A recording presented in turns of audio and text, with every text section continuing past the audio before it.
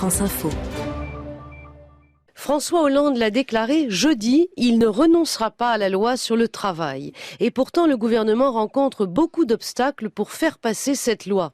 Manuel Valls a dû faire des concessions aux lycéens et aux étudiants, annoncer une surtaxe pour les CDD de courte durée et le projet a fait naître un nouveau mouvement de contestation, Nuit debout.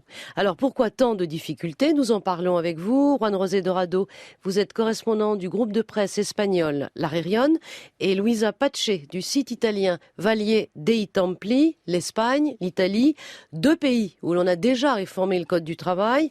Que se passe-t-il en France selon vous? Juan José Dorado. Ce qui se passe, c'est que quand il faut réformer le code du travail, on sait que c'est très compliqué dans tous les pays où ça se fait, mais il faut le faire tout de suite.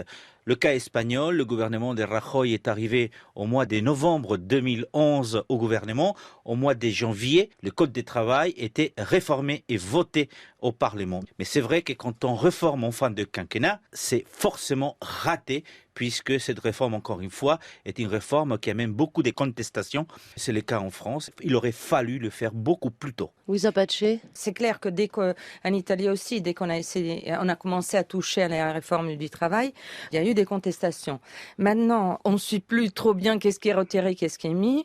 Je pense qu'au début, il y avait la grosse erreur dans l'article 30, si je me trompe pas, où il y avait une possibilité pour les entreprises de licencier beaucoup plus facilement par des excuses de délocalisation plutôt que d'amélioration des structures, etc. Ça, c'est quelque chose que les Français n'ont pas avalé.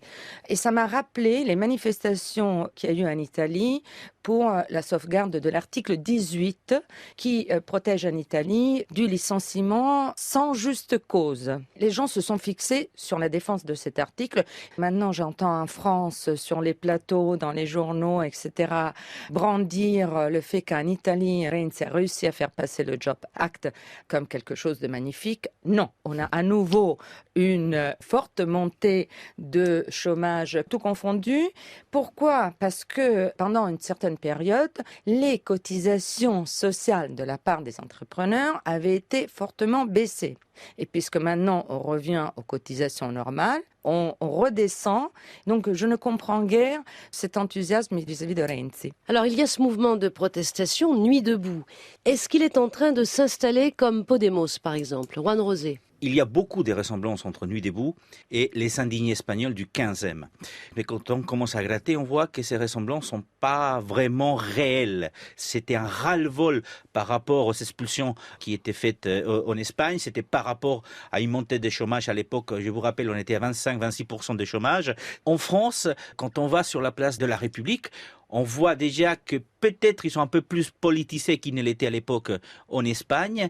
Et j'ai constaté qu'il y avait beaucoup de curieux. Et puis ils n'étaient pas 1000 ou 1500 tous les soirs, ils étaient 5000, 6000, 7000 à la Puerta del Sol tous les jours, 24 heures sur 24. Donc il y a des différences entre les deux mouvements.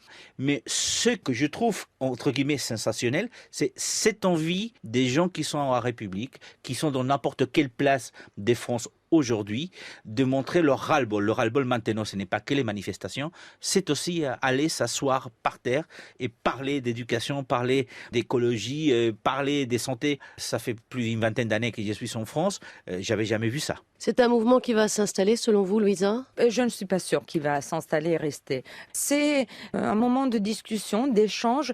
Je l'ai trouvé très organisé par rapport à d'autres mouvements contestataires. Ils disent qu'ils ne veulent pas être politisés, en même temps ils veulent pas de porte-parole officielle, mais comment après ils vont faire pour tous les résultats des discussions? C'est très beau ce qu'ils sont en train de faire, donc je souhaite que ça continue encore un peu.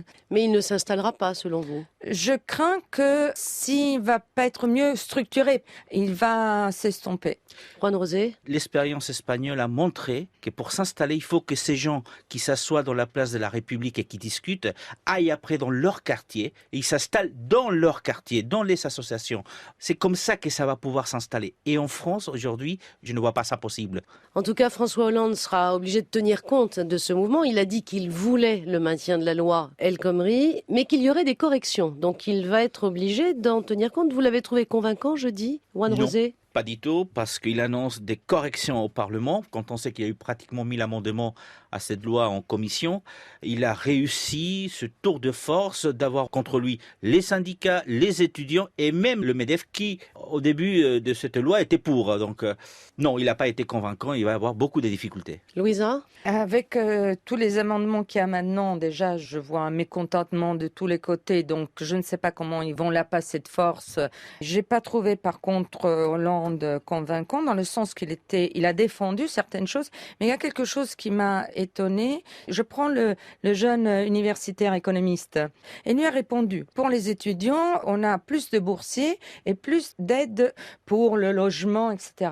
Mais les jeunes étudiants veulent pas vraiment entendre dire vous allez être aidés pour le logement, mais avoir des aides à l'université, des améliorations, plus de professeurs, une amélioration vraiment de la structure de l'éducation. Donc ça ne vous a pas convaincu? Non. Eh bien, merci à vous deux. Merci Luisa Pace, correspondante du site italien Valier dei Templi. Merci Juan José Dorado, correspondant du groupe de presse espagnol La Réunion.